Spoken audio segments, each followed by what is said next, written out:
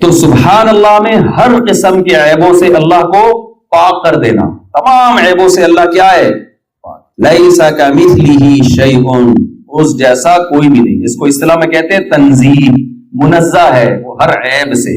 اور الحمدللہ کسی کی تعریف کامل نہیں ہوتی صرف اس کی طرف عیبوں کو دور کرنے سے. تمام تعریفیں کس کے لیے ہیں؟ آپ طالب علم میں آپ کو پتا ہے الحمدللہ میں کتنے قول ہیں الف لام میں، جنس کا ہے، جن سے حمد، ہر فرد حمد. خاص واسطے جب ترجمہ کرتے ہیں نا طلبہ بالکل لفظی ترجمہ، تو الحمدللہ کا ترجمہ کیا کرتے ہیں؟ جن سے حمد، ہر فرد حمد، خاص واسطے ثابت ہے اللہ کے. ٹھیک ہے، کیا مطلب؟ حمد کی جو جنس ہے وہ بھی اللہ کے لیے، اور تعریف کے جتنے افراد ہیں الف لام اگر استغراق کا ہو، یعنی دنیا میں کسی کی کسی بھی وجہ سے تعریف اگر ہوتی ہے تو وہ تمام وجوہات اللہ میں علی وجہ الکمال پائی جاتی. اگر ہم کہتے ہیں فلاں کی تعریف کرتے ہیں، فلاں جمال ہے، خوبصورتی ہے، تو سب سے زیادہ جمال کس میں ہے؟ اللہ میں. اتنا جمال کہ موسیٰ علیہ السلام نے اللہ کا براہ راست کلام سنا. بھائی میں زیادہ لمبی تو نہیں، میں نے تفسیر شروع کر دی تھی. ایسا نہ ہو آپ کا پروگرام کا کوئی سیٹ اپ ہی نہیں تو ممبر پہ اٹھا دے تو پولیس بلوانی پڑتی ہے اٹھانے کے لیے. تو میں بس جلدی سے سمیٹ رہا ہوں.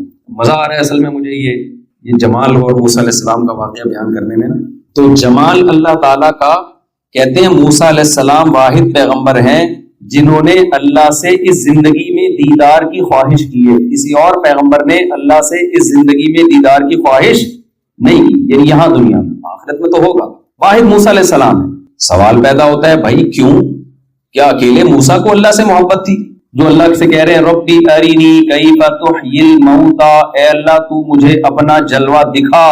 ربی ارینی انظر الیک، اے اللہ میں تجھے دیکھنا چاہتا ہوں، تو اپنا جلوہ دکھا میں تجھے دیکھوں گا.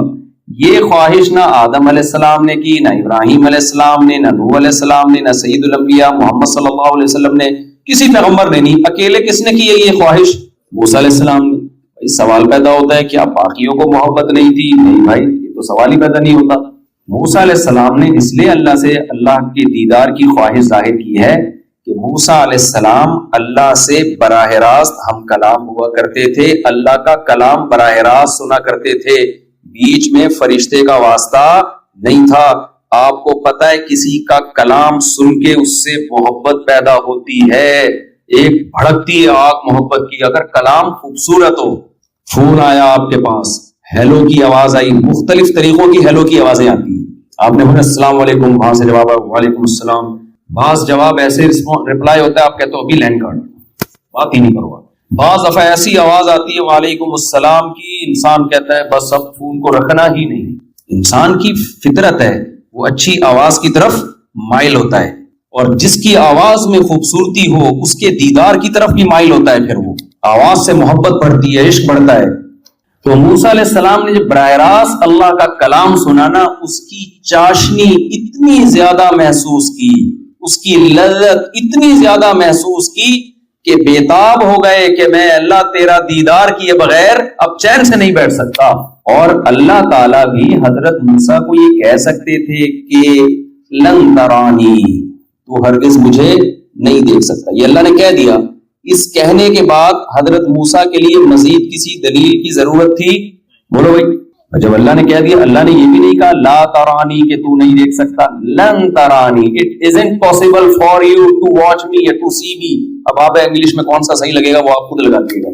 اے موسیٰ یہ امپاسبل ہے، یہ نہیں ہو سکتا کہ آپ مجھے دیکھو. لیکن حضرت موسیٰ کی تڑپ کتنی زیادہ تھی. پیغمبر کے لیے اتنی دلیل کافی ہے کہ اللہ نے کہہ دیا یہ نہیں ہو سکتا. لیکن اللہ کو معلوم تھا کہ موسیٰ کی یہ تڑپ ختم نہیں ہوگی. وَلَٰكِنِ انظُرْ إِلَى الْجَبَلِ، اللہ نے عمل کر کے دکھایا کہ اس پہاڑ پر اپنی تھوڑی سی تجلی ڈالوں گا. فَإِنِ اسْتَقَرَّ مَكَانَهُ، اگر یہ ٹک گیا اپنی جگہ پہاڑ، فَسَوْفَ تَرَانِي، تم میں بھی ہو سکتا ہے آپ بھی دیکھ لو. لیکن وہ پہاڑ پر ذرا سی تجلی ہوئی ہے اور پہاڑ ریزہ ریزہ. تو کیوں؟ اس لیے کہ اللہ کا جمال، جب اللہ کے کلام میں اتنی لذت تھی تو حضرت موسیٰ نے سوچا اس اللہ کا جمال کیسا ہو. تو تعریف کی ایک چیز جمال ہے. ہم کہتے ہیں نا فلاں بڑا ہینڈسم، فلاں بڑا خوبصورت، فلاں میں جمال. تو جمال اللہ کا سب سے زیادہ. حمد کا ایک فرد جمال، حمد کا ایک فرد ہے طاقت اور قوت. کمزور کہنا کسی کو یہ تعریف ہے یا طاقتور کہنا؟ کہتے ہیں فلاں اتنا اچھا آدمی ہے کہ چلا ہی نہیں جاتا اس سے. کبھی سنا آپ نے؟ پاور اور طاقت کا ہونا. تو اللہ فرماتے ہیں اللہ الذی خلق السماوات والارض خلق السبع سماوات ومن الارض مثلہن. اللہ نے 7 آسمان بنائے اور زمینیں لتعلموا ان اللہ علی کل شیء قدیر، تاکہ تمہیں پتہ چل جائے کہ وہ جو چاہتا ہے کر سکتا ہے. کچھ نہیں تھا اس نے اتنے بڑے آسمانوں اور زمینوں کو پیدا کر دیا. کنجوس ہونا تعریف کی چیز ہے یا سخی اور جواد ہونا ہے؟ بھائی یہودیوں نے اللہ کے بارے میں کہہ دیا تھا کہ ید اللہ، سارے یہودیوں نے نہیں کہا تھا، چند نے کہا تھا. ایسا نہ ہو آپ یہاں کسی یہودی کو پکڑے بولے تم نے بھی بولا تھا، تم نے بھی بولا تھا. تو انہوں نے کہا ید اللہ مغلولہ، اللہ کے ہاتھ کیا ہیں؟ بند ہیں، تھوڑا تھوڑا کر کے دیتا ہے. اللہ کو اتنا غضب آیا. اگر اللہ تعالیٰ معاذ اللہ نقل کفر کنجوس ہوتے، بخیل ہوتے تو غضب نہیں آتا. کنجوس آدمی کو جب آپ بولے نا تو پیسہ نہیں خرچ کرتا، کہتا ہے شکریہ آپ نے میری تعریف کی، تھینک یو. لیکن سخی آدمی کو اس سے بہت غصہ آتا ہے کہ مجھے کنجوس کیوں کہتے ہیں. تو اللہ کو جب موسیٰ یہودیوں نے یہ تانا دیا کہ اللہ کے ہاتھ بندھے ہوئے ہیں، ایسے ترسا ترسا کے تھوڑا تھوڑا کر کے دیتا ہے، اللہ کو اتنا غصہ آیا. فرمایا غلت ایدیہم، جس نے مجھے کہا میرے ہاتھ بندھے ہوئے ہیں، اس کے ہاتھ بندھے ہوئے ہیں. بل یداہ مبسوطتان، میرے ہاتھ کھلے ہوئے نہیں بلکہ دونوں ہاتھ ایسے کر کے کھلے ہوئے ہیں. ينفق کیف یشاء، برسا رہا ہوں اپنے بندوں پر. تو تعریف کی چیز ہے سخاوت، یہ بھی کس میں ہے؟ اللہ میں. تو الحمدللہ کا مطلب کیا ہوا؟ تعریف کی جتنی قسمیں ہیں سب کی سب کس میں پائی جاتی ہیں؟ اللہ میں. اور جتنے عیب ہیں سبحان اللہ، اللہ ہر تمام عیبوں سے پاک ہے. اس لیے اللہ کو یہ کلمات بہت زیادہ محبوب ہے، کسی بھی شکل میں پڑھے جائیں. تیسرا کلمہ ہے سبحان اللہ والحمدللہ ولا الہ الا اللہ واللہ اکبر. تو کسی بھی شکل میں جب اللہ کی تسبیح اور تحمید کریں گے تو یہ کلمات اللہ تعالیٰ کو بہت زیادہ محبوب ہوں گے. اللہ تعالیٰ ہمیں سمجھنے کی، عمل کی توفیق دے.